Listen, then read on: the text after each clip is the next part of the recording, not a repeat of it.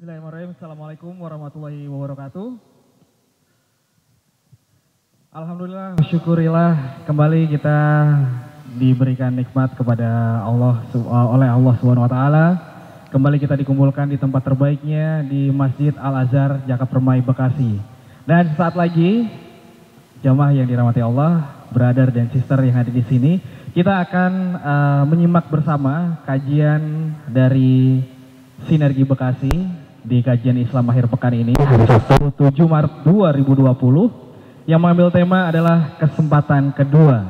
Kita nanti akan menghadirkan dua guru kita yang tentunya juga akan sangat-sangat bermanfaat ilmunya. Kemudian bisa diambil banyak sekali ibroh dan pelajaran-pelajaran untuk kehidupan kita ke depannya. Dan untuk itu jamaah yang ada di sini dengan takbir bersama-sama kita mengundang guru-guru kita yang terhormat. Beliau adalah Ustadz Rahmat Putih LCMA dan juga Abangda Jody Super Bejo. Takbir! Takbir! Takbir!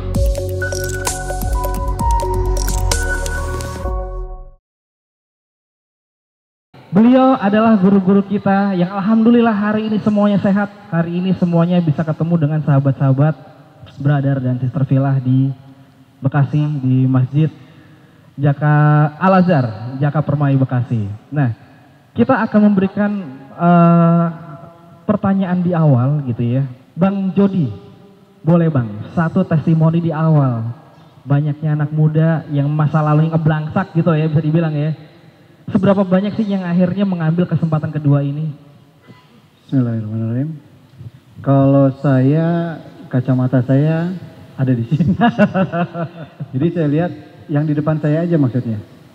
Kalau dilihat dari keberadaan brother sister Filah di Bekasi malam Ahad yang datang cuma segini, ya berarti masih bisa dibilang girohnya masih banyak yang di luar daripada yang di dalam sini.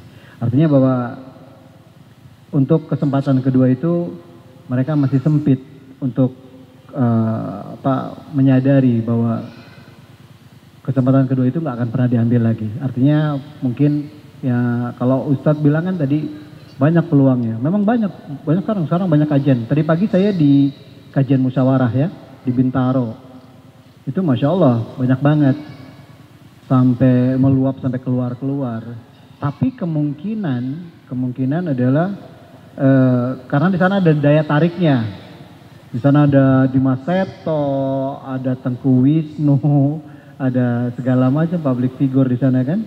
Sampai banyak lah tadi ya. Berarti saya ketemu banyak sekali, ada Ferdi Hasan dan sebagainya. Mungkin daya tariknya banyak gitu. Nah ini kembali lagi giroh-giroh itu tempat-tempat itu ya mungkin mesti dibumbui hal-hal seperti itu. Tapi kalau mau ngelihat dari yang sisi kacamata saya yang ada di depan ini aja gitu. Sebenarnya kalau mau ngelihat dari usaha dari komunitas berhijrah ini kan sudah dilakukan dari mungkin sebulan yang lalu atau 2 bulan yang lalu, baik dari mulai flyer, poster dan sebagainya, semua sudah dilontarkan. Dan ini yang saya tadi sempat nanya-nanya juga bahwa acara kajian ini adalah karena hasil deklarasi dari berbagai komunitas kan, berbagai komunitas hijrah yang ada di Bekasi. Toh yang datang segini, tapi yang nggak ada masalah, memang ini qadarullah. Allah sudah memappingkan ini gitu, dengan segini aja. Jadi ya kalau kesempatannya sudah ada, terus hatinya belum tergerak, insya Allah kajian ini terus ditayangin, mereka akan tergerak. Insya Allah. Amin, insya Allah. Oke, terima kasih Bang Jody, sedikit testimoni pembuka buat malam hari ini. Baik, brother sister Filah yang Allah rahmati, insya Allah. Berikutnya kita akan mendengar juga sebuah tausiah atau juga pesan yang tentunya hadir dari, kalau saya bilang beliau ini praktisi ya. Praktisi itu kan orang yang sudah pernah praktek gitu kan. Sudah pernah praktek dari sebuah kehidupan yang dalam tanda kutip mungkin Allah benci gitu ya Bang ya. Tapi qadarullah juga Allah pilih beliau menjadi sosok yang diangkat untuk bisa memperbaiki diri kembali. Tapi ini adalah satu proses yang luar biasa banyak sekali kalau bahasa sinetronnya adalah intrik di dalamnya. Nah, mungkin kita bisa mendengar sebuah cerita perjalanan hidup dari sosok yang dulu kalau saya masih muda gitu ya. Lagunya selalu akrab di kuping saya kalau lagi galau. Karena meminta seseorang untuk hadir malam ini ada di tempat kita, iya kan?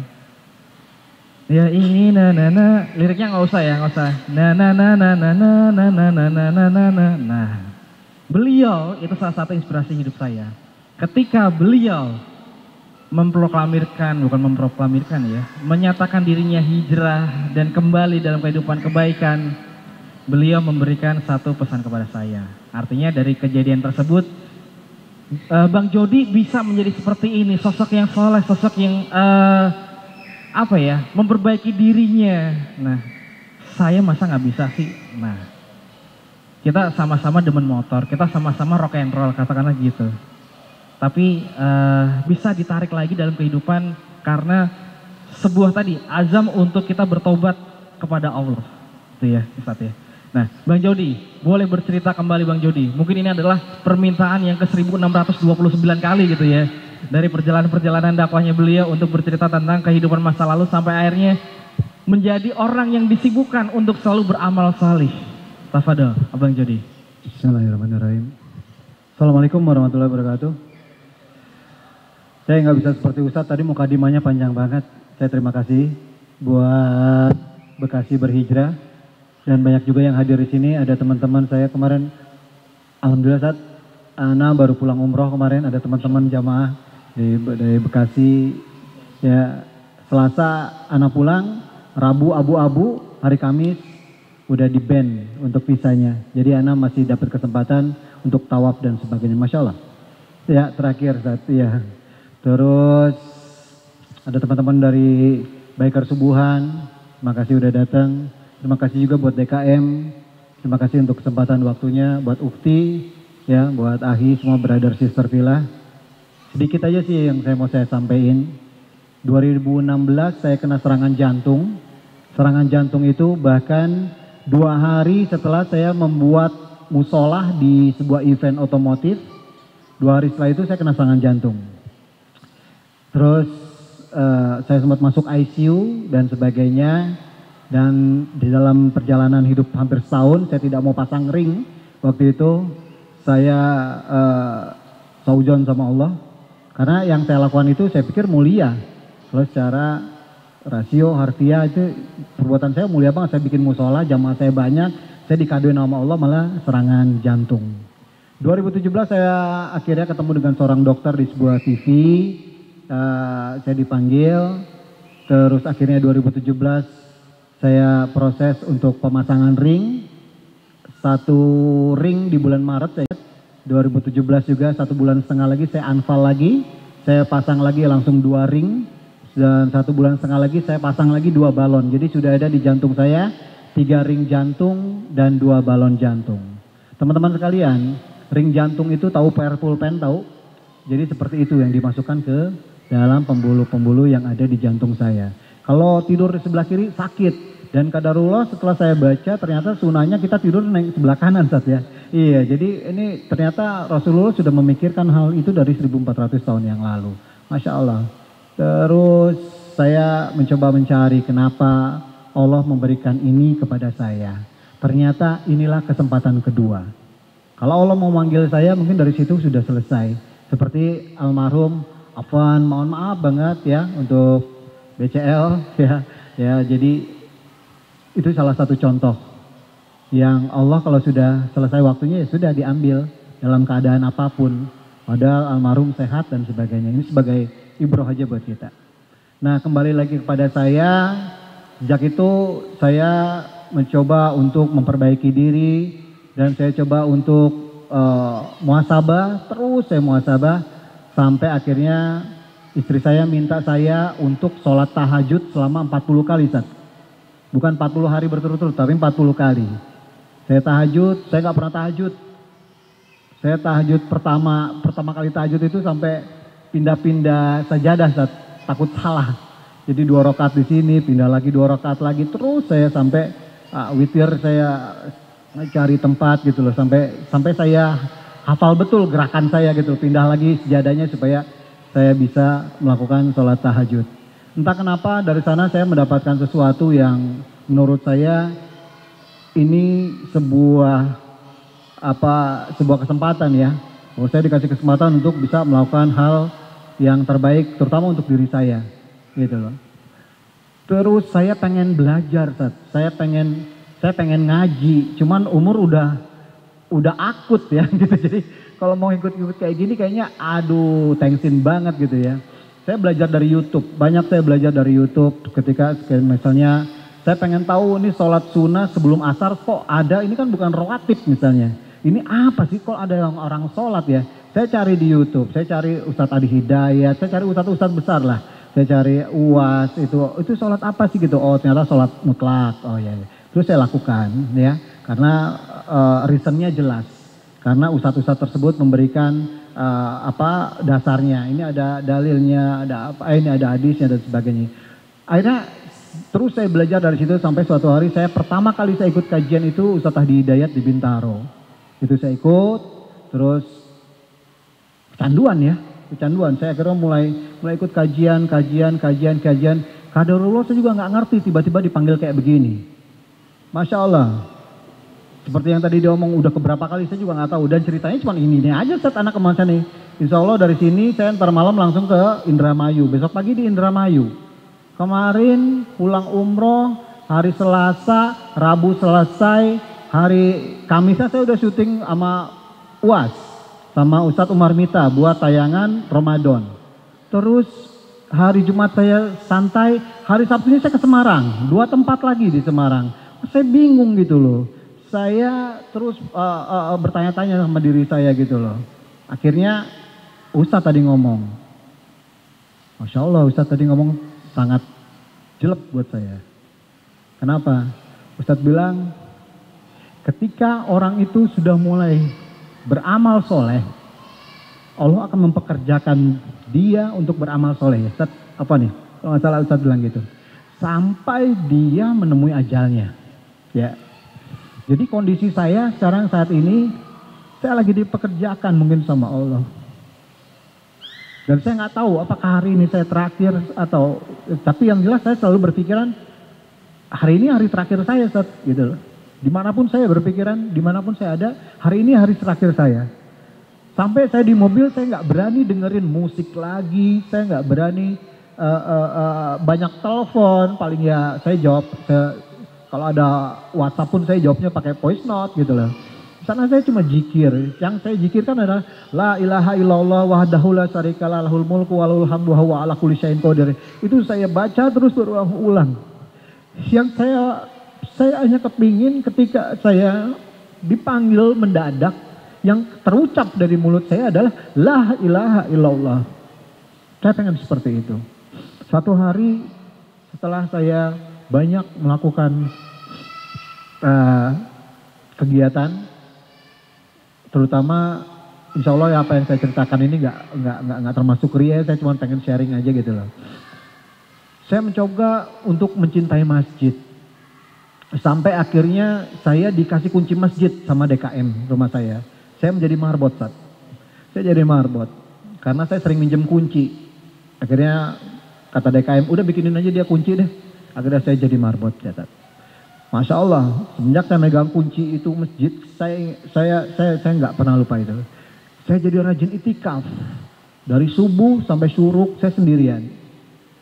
Dari syuruk sampai sholat Isra. 15 menit setelah syuruk.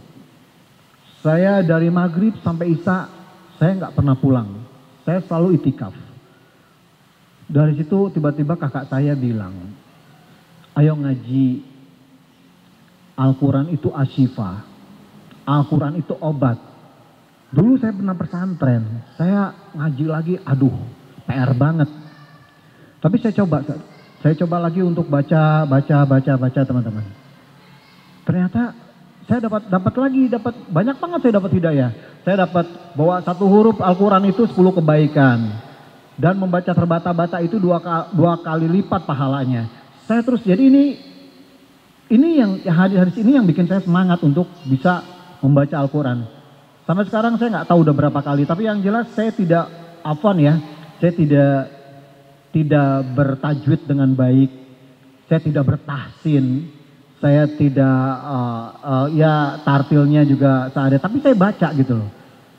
Karena saya tahu retina mata saya ini udah banyak banget maksiatnya. Saya kepingin retina mata saya ini di akhir-akhir hidup saya banyak ada kalimah Allah yang ada tercantum di sini gitu loh.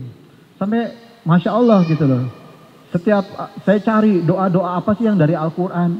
Seperti yang tadi Ustadz bilang, Robbana, atau Cikulubana, dan sebagainya. Robbi sorry wa yassirli amri, dan sebagainya. Terus saya baca terus setiap habis sholat. Jadi saya kumpulin itu, saya baca terus. Benar ternyata, dengan membaca Al-Quran berulang-ulang, insya Allah kita akan cepat hafal.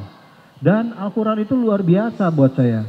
Satu yang saya dapatkan dengan Al-Quran adalah, saya mendapatkan kenyamanan. Saya mendapatkan ketenangan batin. Akhirnya qadarullah 2018 saya dapat kado dari Allah. Tiba-tiba ada teman saya pengusaha ngajakin saya umroh. Masya Allah. 2 bulan sebelum saya berangkat umroh, saya udah kayak kebakaran jenggot. Karena ya Allah, saya yang kotor ini masih dikasih kesempatan untuk ke sana gitu loh. Untuk pulang kampung, untuk nengok makam Rasulullah, untuk ke, ya Allah gitu loh, 1000 kali lipat, 100.000 kali lipat. Masya Allah, ini dreamy buat saya. Kenapa? Karena setelah saya kena serangan jantung, ini ada orang MD teman saya, Uki. Terakhir sinetron saya sama dia adalah Go BMX. Kerjaan saya udah nggak seperti dulu lagi. Jangan dipakai Jody, ntar mati lagi. Karena dia udah punya penyakit jantung. Jangan dipakai MC Jodinya, nggak usah. Jadi saya cuma pasrah. Jadi itulah, saya kalau Ustadz tadi bilang putus asa, kalau saya mau drop, kalau saya mau futur, kalau saya mau menyesali hidup, kalau saya berputus asa lah, gitu deh. Di situ saya saatnya. Tapi saya balikin hati lagi saya semangatin saya ke masjid. Saya jamaah, tepat waktu 5 waktu berjamaah terus subuh sampai tetangga saya bengong. Ini orang kagak pernah masuk ke masjid, biasanya motoran aja. Saya di motor saat gitu loh. Dunia motor antum tahu semua lah seperti apa. Sampai akhirnya saya ketemu dengan teman-teman soleh dan sebagainya. 2018 saya berangkat umroh gratis. Itu rasanya nggak karu-karuan. Pertama kali ngeliat Ka'bah, di situ saya baru tahu Ka'bah itu karismanya, ya Allahu Akbar. Sampai saya nggak bisa ngomong apa-apa. Pertama kali ngeliat Baitullah, ya Allah, mataf itu luar biasa buat saya. Saya melihat seperti itu gitu loh. Kenapa yang saya rasakan adalah orang sekotor saya gitu loh dapat kesempatan untuk melihat Ka'bah. Pertama kali saya mau gerung seperti anak kecil kehilangan apalah, saya nangis jadi-jadinya. Dan Masya Allah ketika saya mau tawaf Ustaz, ini kan ihram kan seperti ini Ustaz. Ya, ini tato saya tadinya kerang Ustaz. Tato ini saya kerang sekali, belum diapa-apain.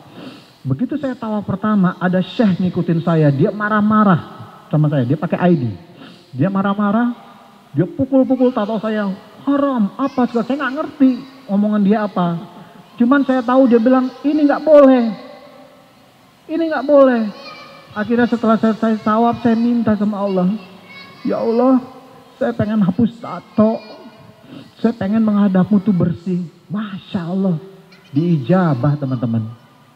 Pulang umroh nggak lama setelah itu saya ditelepon dengan hapus tato gratis. Karena saya tahu hapus tato tuh mahal sekali. 1 senti itu 30.000. Lah segini berapa? Dan saya nggak punya uang gitu loh. Saya dapat hapus tato gratis. Masya Allah. Itu saya ingat banget sepekan lagi Ramadan 2018. Akhirnya saya dihapus tato gratis. Tapi ternyata saya pikir langsung hilang. Enggak Sat. Ini harus berulang-ulang. Harus terus. Hampir setahun saya putus asa. Kemana lagi saya mau harus hapus tato. Akhirnya qadarullah saya diketemukan dengan teman-teman Berani Hijrah Baik. Dan sekarang saya jadi mentor di sana. Dan saya hapus tato gratis sampai sekarang. Teman-teman tahu ketika ini di laser seperti apa? Rasanya itu satu seperti, tahu batu baterai kotak gak? Nah, baterai kotak itu kalau dilepas plastiknya, taruh di lidah deh. Jadi seperti itu. Rasanya cetup gitu lah ya. Walaupun itu sudah dianestesi. Ini sudah yang ke-7 kali treatment. Ini di sini saya kalau antum lihat ini udah nggak kelihatan ya. Ini sudah hampir 8 kali treatment. Dan ini sakitnya luar biasa karena di sini nggak ada pori-pori. Ini sakit banget. Terus saya jalanin. Terus teman-teman tahu nggak? Setelah saya setiap habis treatment, rasanya gimana? Saya meriang 3 hari. Kalau teman-teman lihat ada foto saya, itu pernah saya sampai bengkak. Karena udah pasti bengkak. Terus dia berair sampai saya masuk ke dokter kulit waktu itu. Jadi itu yang saya rasain. Dan terus saya bakar. Karena saya ingin tato saya, ya saya ada usaha lah untuk menghilangkan tato. Teman-teman saya bilang gitu loh, sampai ada yang juga ada ustadz bilang, udah nggak usah. Ustadz, ana udah janji di depan Ka'bah. Ada story. Kalau saya nggak ada story mungkin saya nggak mungkin segigi ini untuk menghapus tato. Qadarullah. Terus saya coba ikut ke kajian. Saya juga nggak ngerti, tiba-tiba adalah panggilan saat pertama saya dipanggil itu, saya ingat itu saya dipanggil buat cerita. Saya bilang saya ngapain di sana? Udah cerita hijrah aja. Pertama kali itu saya deg-degan, ragu-ragu dan sebagainya. Terus akhirnya saya ketemu dengan Ustadz. Ustadz bilang nggak usah takut, cerita aja. Insya Allah dari cerita antum akan terbangkit giroh. Seperti tadi Sabil tergerak juga. Kalau Jody bisa begitu, Jody yang dulunya apa sih kenakalan yang gak pernah saya coba. Kok bisa seperti ini, kenapa gua gak bisa. Ada beberapa teman-teman saya juga seperti itu. Termasuk Edwin teman saya. Dia juga ngetes saya itu 1,5 tahun. Takutnya saya jadi karena tren. Ya hijrahnya karena tren. Ya itu. Sampai suatu hari 2019, Masya Allah, saya diajak lagi umroh. Gratis lagi, Ustaz. Sampai saya ada kajian ketemu dengan Ustadz Umar Mita. Satu kajian. Saya bilang, Ustaz, afwan Ustaz. Saya nggak tahu nih. Saya belum lama umroh, sekarang dipanggil lagi umroh nih 2019, Ustaz. Ustadz Umar Mita cuma bilang gini, udah. Seperti yang Ustadz persis tadi bilang. Udah, kita kerja sama Allah aja. Persis, antum tadi ngomong gitu Ustadz. Kita kerja sama Allah aja. Udah. Persis Ustadz Umar Mita ngomong gitu.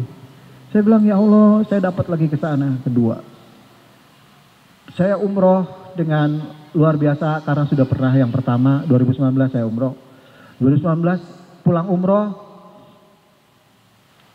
Saya minta waktu itu, ya Allah, keluarkan saya dari kepelikan hidup saya. Hidup saya ini kok mumet banget sih. Saya sudah hijrah, saya sudah menjalani sunah-sunah, saya sudah baca mushaf, saya sudah segala macam. Tapi kok saya masih galau, masih nggak jelas gitu. Masih dibawa, dirunung ke ragu-raguan dan sebagainya gitu loh. Dan masih sering futur lah. Ternyata jawabannya Ustaz. Saya diskus sama keluarga segala macam. Akhirnya saya putuskan jual rumah. Masya Allah teman-teman, brother sister Villa. Saya ingat betul saya jual rumah waktu itu. Hari Jumat, ba'da subuh, saya bilang sama jamaah, gue mau jual rumah dong. Tolong bantuin kalau ada yang beli. Jual tanah aja deh, gak usah jual bangunan. Yang penting itu rumah beres. Yang penting gue bisa bayar bank. Yang penting seperti yang antum bilang tadi saat di langkah kedua. Gua bebas dari riba. Pada subuh saya ngomong sama teman saya, jam 8:30 ada yang WhatsApp saya, jam 9 lewat orangnya datang, jam 10 kurang deal. Itu hari juga.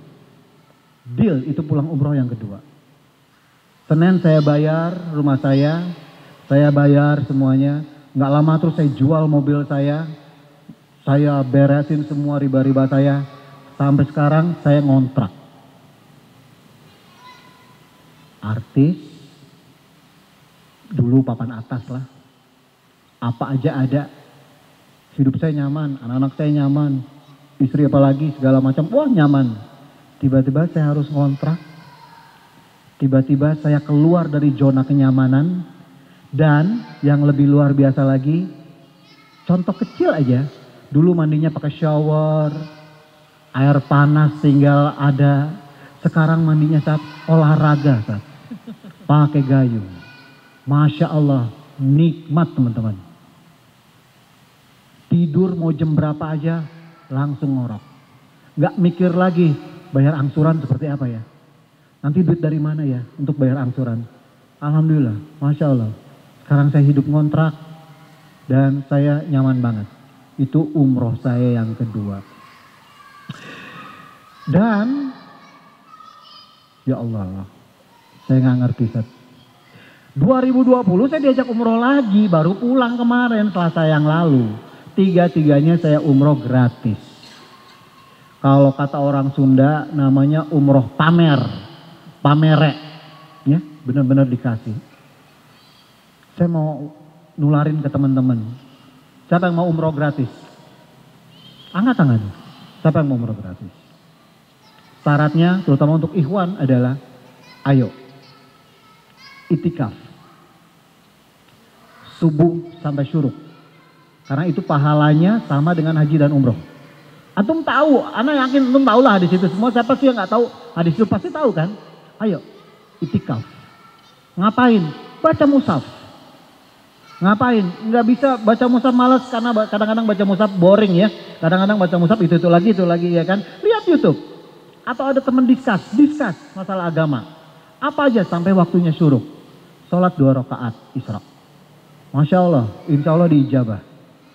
Saya ngejalanin hampir tiap hari. 2020 Januari, Allahu Akbar. Saya dikasih kado lagi sama Allah. Tanggal 30 saya keluar sama istri saya dan anak saya ke rumah adik saya. Tanggal 31 kita kumpul-kumpul. Tanggal 1 pagi jalanan rumah saya segini. Dan rumah saya, kontrakan saya 40 cm lebih rendah dari jalanan. Berarti kalau di jalanan segini, di dalam rumah saya segini. Tanggal 1 Januari sudah seleher. Kalau di luarnya sejalanan seleher, berarti di dalam rumah saya sudah segini. Tanggal 2 saya cuma senyum aja, ya udah. Rumah kerendam, oh ya udah, gitu ya. Saya coba biasa aja Ustaz, ya kan, Januari. 5 hari setelah surut saya ke sana. Allahu Akbar. Kuatkan saya ya Allah, kuatkan saya ya Allah. Yang membolak-balikan hati. Tolong kuatkan saya. Gak ada satupun barang saya yang tersisa. Kulkas saya aja ada di atas meja makan. Barang semuanya habis. Semua habis. Saya cuma bawa pakaian doang yang bisa saya selamatin. Benda-benda kecil-kecil semuanya. Semua habis, yang tersisa cuma AC sama blower karena tinggi. Gak kerendam. Yang lainnya habis. Ini kado yang saya dapat dari Allah. Saya bilang ada apa lagi nih ya Allah gitu loh. Saya coba bertanya-tanya lagi, saya coba muhasabah, saya coba karena apa? Saya nggak mau baper sama manusia. Percuma saya baper sama manusia, nolongin kagak. Yang ada cuma bikin kita keki, yang ada cuma bikin kita berharap, nggak jelas, ya kan? Mau bantuan segala macam, saya nggak mau berharap. Ya udah, saya bapernya sama Allah aja. Ya Allah, ini ada apa lagi gitu loh? Apalagi nih yang mau dikasih ke saya nih, kado ini apa lagi? Saya coba muhasabah, saya ambil barang-barang itu, saya tinggal di rumah adik saya sekarang saat di Cikupa. Saya tinggal di sana, antum tahu, saya ngelondri berapa karung? Hampir 17 karung.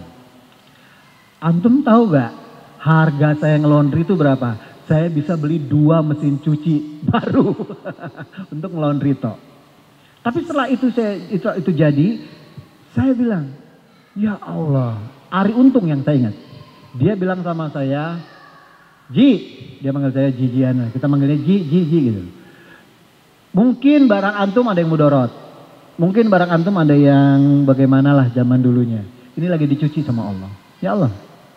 Ada di Instagram tuh, dia tulis seperti itu.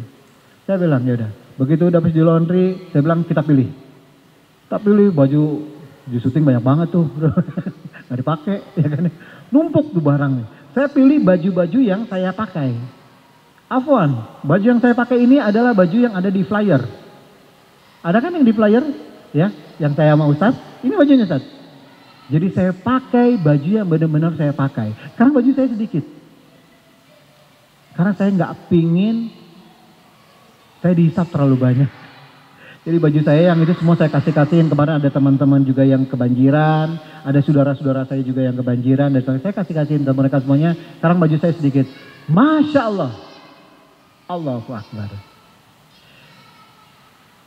Afwan Ustaz, saya nggak tahu dari mana. Saya nggak tahu lagi berucap terima kasih sama Allah tuh bagaimana Ustaz. Saya yang kotor ini tiba-tiba, ya Allah, insya Allah nggak riak ya. Kulkas saya baru, mesin cuci saya baru, karena yang di rumah kebanjiran udah nggak bisa kepakai, udah nggak bisa kepakai semuanya. Ranjang saya baru, spring bed saya baru, bangku baru, sofa baru, semua baru. Dari mana? Nggak tahu. Saya nggak tahu. Saya pernah bilang, ya Allah lucu juga ya kalau kita ada tinggal di tempat baru semuanya baru gitu. Diijabah sama Allah. Ini sebelum saya umroh loh. Tahun 2020. Belum, saya umroh baru kemarin, bulan Februari. Januari, all is new. Apakah saya merasa dicintai sama Allah? Saya sempat ngomong kayak gitu. Ya Allah, Allah cinta banget sama saya ya. Terus saya dengan dicintai sama Allah saya lebay. Terus saya malah jadi futur. Terus saya malah jadi tidak lebih taat lagi. No, saya bilang ini ujian tetap. Bagi saya ini adalah ujian. Ujian apa lagi ini ya Allah? Kau kasih lagi semuanya gitu. Ke saya ini ujian buat saya. Semuanya baru gitu loh. Ujian apa lagi? Saya nggak ngerti. Saya coba memahami itu gitu loh. Tapi nggak nyampe juga. Akhirnya udah. Qadarullah, rumah adik saya saat ini rumah, satu rumah, dua rumah, masjid. Masya Allah. Fabi ayi ala irobika tukajiman, nikmat mana lagi saya. Saya dari kalau rumah yang kontrak saya dulu, jauh saya ke masjid. Jalan kaki saya, tiap sebelum ajan saya ke masjid karena saya marbot. Sekarang kalau rumah udah deket terus saya nggak rajin ke masjid juga. Kalau kata Oji Omairama kan terlalu. Saya tetap dengan apa yang sudah saya jalanin dari kontrakan saya. Saya tinggal di Kosambi yang kebanjiran itu, sekarang saya tinggal di Cikupa. Jadi saya tetap itikaf. Dari subuh sampai suruk, saya tetap dari maghrib sampai isya saya nggak pernah pulang. Saya pengen menularkan giroh saya kepada orang, karena saya orang baru di situ. Saya ingin menularkan giroh saya kepada orang-orang yang lama di sana. Hei, gue yang rumahnya deket, mau kok gue itikaf. Mau kok bisa kok kayak gini. Kenapa? Bukannya mau lebay, afwan, bukan. Cuman pengen ayo yong kita ramein, dan qadarullah masjid saya luar biasa yang sekarang ini subuh pun berapa saf, sampai anak-anak kecil juga banyak. Akhirnya Februari kemarin saya berangkat umroh. Kemarin berangkat umroh nikmat banget. Bocoran ya, saya nggak bawa uang. Umroh kemarin saya nggak bawa uang. Pak Haji, ini teman-teman umroh saya, sama Firman, ya. Saya nggak belanja kan? Saya nggak belanja sarapan. Saya nggak pernah ketemu mereka karena saya di masjid. Saya itikaf. Saya tidak bawa uang untuk beli ini beli itu. Memang ya, afwan, saya nggak belanja karena memang anak saya yang besar, alhamdulillah pramugari Garuda. Terus dia terbangnya ke Jeddah dan Madinah, dan dia kalau pulang belinya sama aja sama yang kayak jamaah beli. Sama kurmanya itu juga bawa jam-jam dan sebagainya. Tapi saya tidak ada kepikiran ke sana. Saya berangkat, saya cuma bilang, oh afwan, waktu umroh kedua malah saya sempat nangis-nangis. Saya bilang, Mak gimana 10 hari saya ninggalin kamu, saya nggak ninggalin duit gitu loh. Saya takutnya kewajiban saya Zat, afwan Zat, ya terus kata saya udah berangkat. Saya berangkat dengan nangis-nangis. Yang ini pun kemarin saya berangkat juga agak sedih juga karena saya nggak megang duit nih ya. Ya udahlah, udah. Masya Allah, nikmat luar biasa kemarin ya. Ketika saya ngeliat Nabawi juga saya langsung nangis karena saya masih di kesempatan gitu loh. Sampai saya pulang, saya dijemput sama anak saya di mobil, saya nangis-nangis. Masih dikasih kesempatan lagi gak ya saya ke sana? Melihat makam Rasulullah, Baitullah dan sebagainya. Jadi teman-teman sekalian, kesempatan kedua jarang terjadi. Masya Allah, saya dapat. Saya dikasih kesempatan hidup. Saya dikasih lagi sama Allah. Banyak banget Allah ngasih saya. Padahal kalau dilihat dari ya perawakan saya, kehidupan saya yang lalu-lalu, aduh udah ngeri deh. Tapi ternyata dengan saya berhasil melepas apa yang dilarang Allah. Salah satunya adalah saya melepas riba saya. Saya tidak ada lagi angsuran dan sebagainya. Saya berhasil mengusir kegalauan-kegalauan di dalam hidup saya. Contoh misalnya, saya ini di motor, saya di otomotif. Ada satu klub motor yang minta saya greeting. Saya kasih ucapan selamat. Tolong kasih selamat dong, klub motor kita mau ke touring ke Bali. Saya bilang maaf. Yang lain aja deh. Oh gitu ya bang? Iya. Jangan ya, jangan saya, yang lain aja. Antum tahu gak resikonya saya ngomong kayak gitu gimana? Itu klub motor tiap tahun, ini kalau motor Harley ya, gede ya. Tiap motor itu tiap tahun kalau ulang tahun MC-nya saya. Dengan saya mengucapkan itu, maaf yang lain aja dong. Resikonya apa? Saya nggak akan lagi dipanggil MC. Untuk MC di klub motor itu, saya nggak peduli. Saya cuma nyari ridho Allah. Saya cuma kepengen Allah sayang sama saya kepengen Allah kalau udah saya merasa disayang sama Allah makin sayang sama saya. Saya pengen cari mukanya sama Allah aja lah, nggak mau cari muka sama orang lah. Capek saya nyari muka sama orang. Itu. Jadi buat teman-teman sekalian, kesempatan kedua sedikit sekali kita untuk bisa mendapatkannya. Tapi begitu antum dapat kesempatan itu, gunain sebaik-baiknya. Tolong pesan saya cuma satu, yang masih punya angsuran segera selesaikan. Nggak punya motor nggak ada masalah, enak-enak aja kok. Nggak punya mobil nggak ada masalah, yang penting nggak punya angsuran. Karena riba itu rintihannya banyak. Udah pasti, riba rintihannya banyak. Nggak mungkin nggak banyak rintihannya. Saya udah ngerasain kemarin, saya tebus rumah saya, sudah 8 tahun berjalan. Antum tahu yang berapa dari ratusan juta yang saya pinjam sama bank, yang berapa persen yang hilang atau yang terbayarkan? Nggak nyampe 20%. 8 tahun loh. Jadi itu memang kejam. Riba memang kejam. Ya, ayo keluar. Coba nikmatin apa yang bisa kita dapat. Dan Masya Allah, qadarullah, gak lama saya keluar dari sana, saya dapat mobil cash. Walaupun kecil mobil saya sekarang, ya, saya dapat mobil cash. Ya buat kaki lah jalan-jalan ke sono kemari. Saya dapat rumah, ya dapat tinggal sama adik gitu loh. Saya dapat barang-barang baru, semuanya dari Allah. Tapi kembali lagi, saya yakin ini bisa ditularkan. Ini bisa ditularkan ketika antum berani melakukan apa yang dilarang oleh Allah. Karena riba itu kalau nggak salah, kalau salah satu. Di padang mahsyar pun Allah kasih pedang untuk perang kepada pelaku riba. Baik yang macam-macam lah. Kalau pelaku riba tuh dari Homer ya Sat ya. Dari yang mulai menyediakan, mencatat, semua kena. Yuk, bebasin diri antum dari riba. Selagi antum masih punya kesempatan yang kedua, nikmatin. Setelah itu syukurin dan ingat kalau boleh terutama untuk ikhwan, ana tahu sholat di masjid itu tidak menjadi sebuah kewajiban, tapi antum tolong kukuhkan di sini sholat tepat waktu, 5 waktu berjamaah itu wajib buat kita.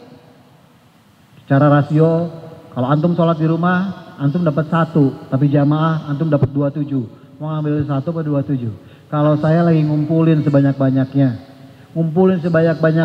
Semampu saya, udah dulu gitu loh, udah selesai lah ya. Saya kepengen ketika saya tutup mata, saya ada sedikit secuil amalan untuk laporan hidup sama Allah Subhanahu wa ta'ala.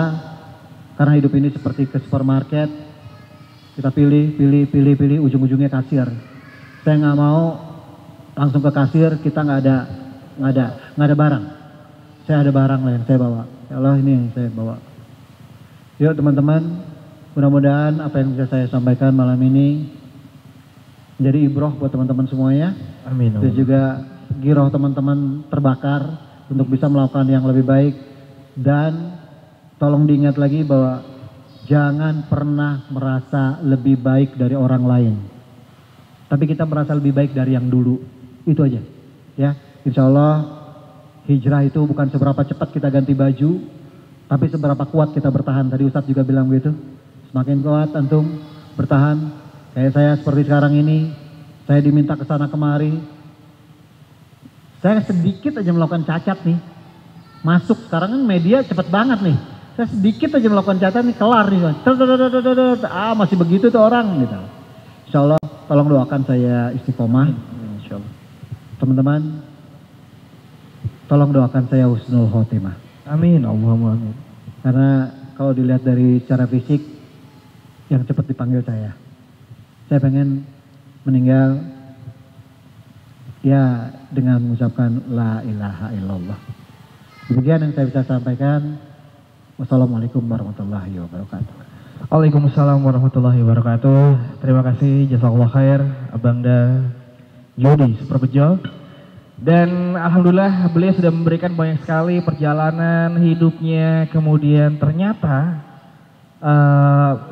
faktor yang mendasari beliau berubah atau juga beliau kembali ke jalannya Allah tadi sudah diceritakan.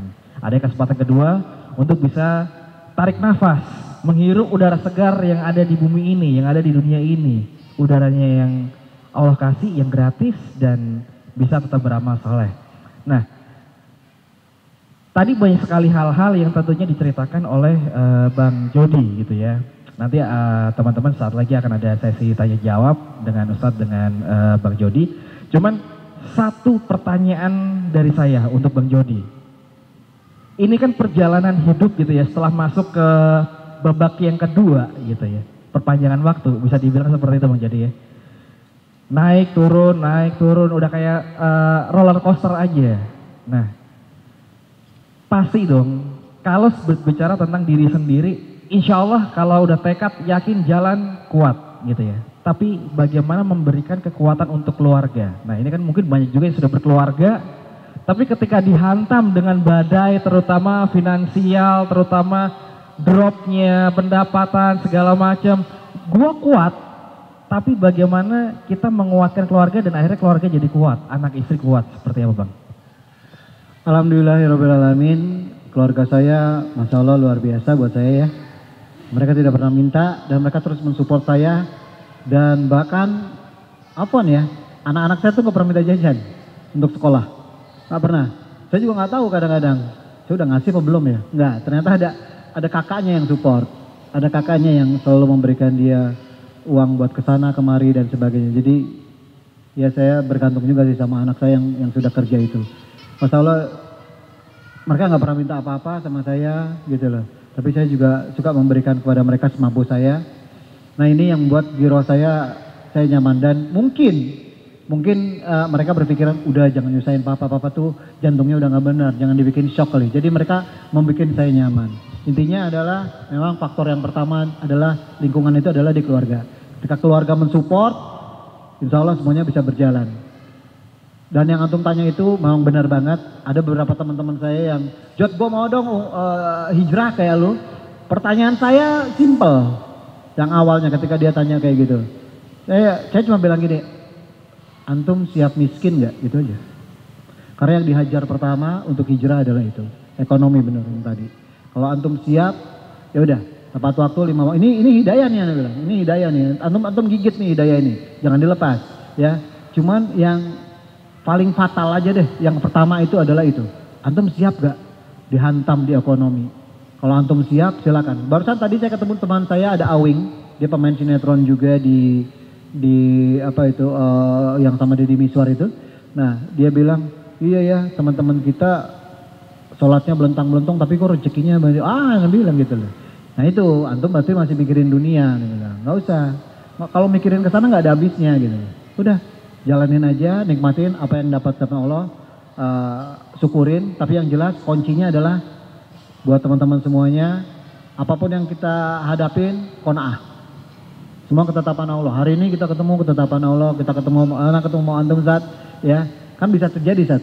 Walaupun kita sudah di flyer, antum nggak bisa hadir, anak nggak bisa hadir, tapi qadarullah, ini ketetapan Allah, kita diketemukan sama Sabil, sama teman-teman semua ini, brother sister Tila, hari ini semua ketetapan Allah. Intinya faktor keluarga harus mensupport, ya, apapun itu bentuknya. Kalau seandainya ada yang melenceng-melenceng, diskusi aja, diskusi dan katakan sama istri, ini qadarullah. Insya Allah dia akan mengerti kok. Udah ini Allah, maunya Allah nih kayak gini kita. Ya, insya Allah, udah nikmatin aja. Ini Allah yang mau, bukan papa yang mau, bukan kamu yang mau. Udah ini maunya Allah. Insya Allah akan lebih lapang ketika kita menyebutkan nama Allah. Masya Allah. Jadi intinya tetap husnuzon dengan ketetapan Allah gitu ya Bang ya. Yang membuat akhirnya jadi sesuatunya yang kita jalanin meskipun berat, ya terasa berat tetap ya, terasa berat tetap, tapi tetap enak buat dijalanin gitu aja ya. Masya Allah, Alhamdulillah kita ketemu lagi tentunya dengan semangat yang semakin mencintai Islam dan juga semakin mencintai apa yang menjadi teladan Rasulullah SAW. Takbir! Saya Sabil Zaidan, mohon maaf lahir batin apabila ada ucapan dan juga perbuatan yang tidak berkenan. Wabillahi taufiq wal hidayah. Wassalamualaikum warahmatullahi wabarakatuh.